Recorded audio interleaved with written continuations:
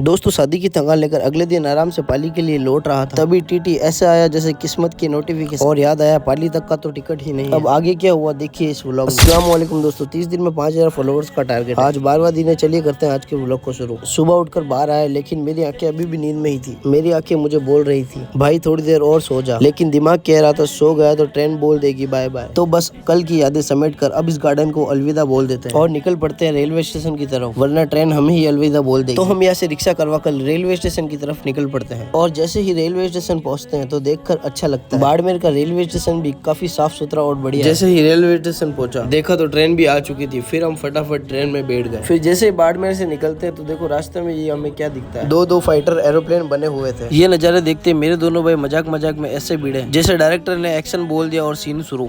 इन दोनों की लड़ाई देखकर मुझे लगा अब यहाँ से निकलना ही समझदारी है। मैं तुरंत पतली गली से साइड हुआ, जाकर चुपचाप बैठ गया और अखबार खोल लिया, क्योंकि अगला नंबर कहीं मेरा ही ना आ जाए। फिर अचानक से ट्रेन रुक गई। मैंने बाहर जाकर देखा लगा और मन में ख्याल आया कि लगता है ट्रेन का चक्का पंचर हो गया।